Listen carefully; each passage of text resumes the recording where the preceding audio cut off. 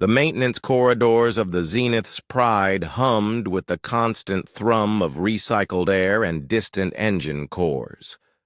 Marcus Chen pushed his cleaning cart through the narrow passages, invisible to the parade of alien officers who hurried past, without so much as a glance.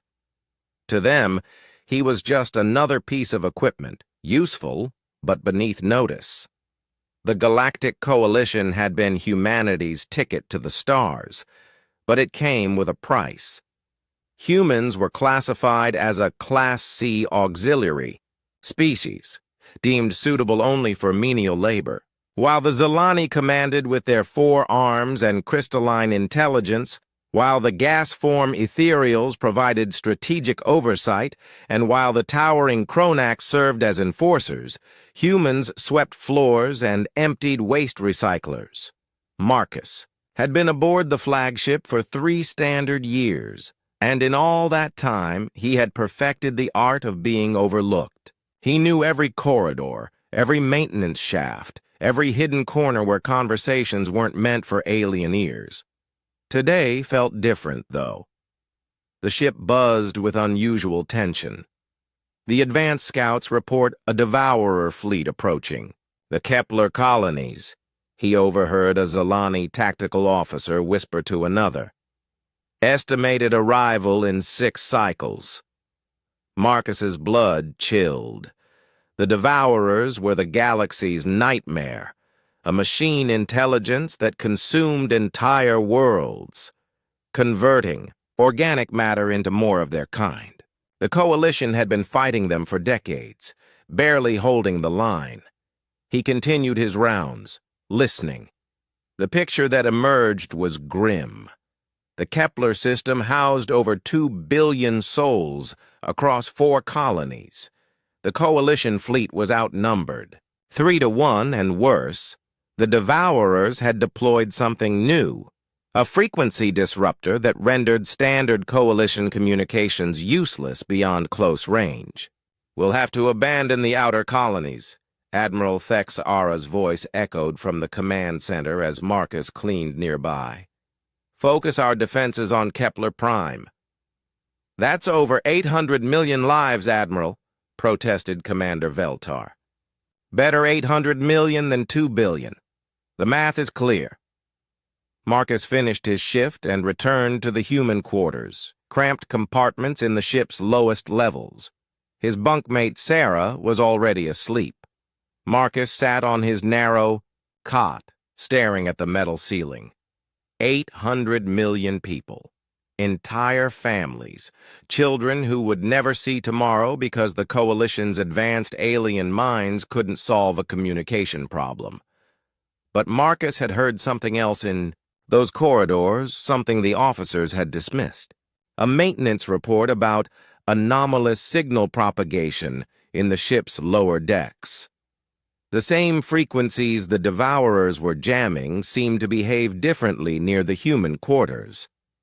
3 hours before the fleet was to abandon the outer colonies, Marcus made a decision that would have been court-martial worthy if anyone had thought him capable of it. He slipped through maintenance shafts he knew by heart, emerging in the ship's communication array room. The ethereal technician on duty didn't even register his presence as Marcus began rewiring junction boxes with steady, practiced hands. His throat felt tight, not from fear, but from a small device he had fashioned in secret. A basic vocal modulator using salvaged parts, something he had built to help him practice alien languages in his spare time. Marcus activated his makeshift device and spoke into the communication array. His voice emerged as a perfect mimicry of Admiral Thex Ara's distinctive Zelani tones. "All ships, all stations.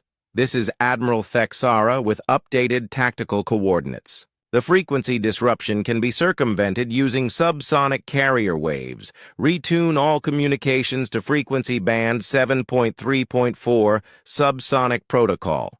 The evacuation is canceled. Repeat, the evacuation is canceled."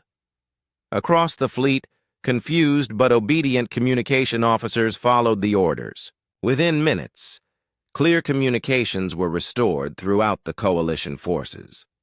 The tide of battle turned as coordinated attacks became possible again.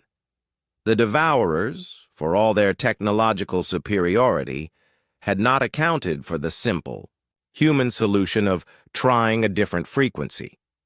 Their jamming was absolute. In the ranges, they understood warfare to occur. They had never encountered a species that routinely operated in subsonic ranges for communication. Admiral Thexera arrived at the communications center to find chaos, and Marcus, still holding his voice modulator, standing before the console. "You," the Admiral said, her 4 eyes focusing on the small human. "You did this." Marcus nodded, expecting arrest or worse. Instead, the Admiral reached forward with one of her secondary arms and touched his throat gently. "Show me," she commanded. Marcus demonstrated the device, explaining how he had noticed the signal propagation differences, how subsonic frequencies seemed unaffected by the Devourer jamming. As he spoke, more officers gathered. Zilani, Ethereals, even a massive Kronax warrior. The humans solved it, Admiral Thexara announced to her staff. While we calculated probabilities and ran tactical simulations, the humans solved it. Commander, Veltar stepped forward. "Sir, it's still just a human. Class C auxiliary." Admiral Thexara's crystalline features shifted in what Marcus had learned to recognize as anger.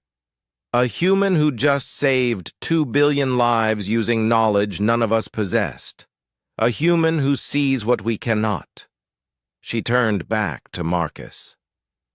"What is your designation, human?" "Marcus Chen, sanitation technician, 3rd class." "Not anymore." The Admiral's voice carried across the ship's communication system. "Marcus Chen, report to the bridge. Full tactical staff privileges. Effective immediately." As Marcus walked through the corridors toward the bridge, something had changed. The aliens no longer looked through him. They stepped aside, some even nodding with what might have been respect. Word traveled fast on a ship. On the bridge, Admiral Thexara addressed her staff. "The Devourers adapt to our tactics because they understand how we think, but they don't understand how humans think. From now on, for every tactical decision, I want a human perspective."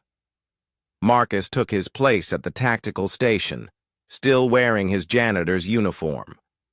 Through the view screen, he could see the Devourer fleet retreating, their jamming advantage lost. "Sir," he said quietly to the Admiral, "there are 47 other humans aboard this ship. Most of them know these systems better than anyone realizes." Admiral Thexara's eyes gleamed. "Summon them all to the bridge." As the maintenance staff, sanitation workers, and food service personnel filed onto the bridge of the Coalition's most advanced vessel, Marcus realized that sometimes the most important battles weren't won by the strongest or the smartest.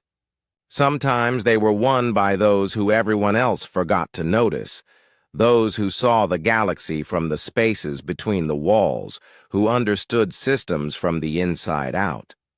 The Devourers had made a crucial error. They had studied coalition tactics, coalition technology, coalition strategy, but they had never bothered to study the humans pushing the mops and emptying the waste recyclers. In the end, that oversight cost them everything. The war was far from over, but the galaxies overlooked had finally found their voice.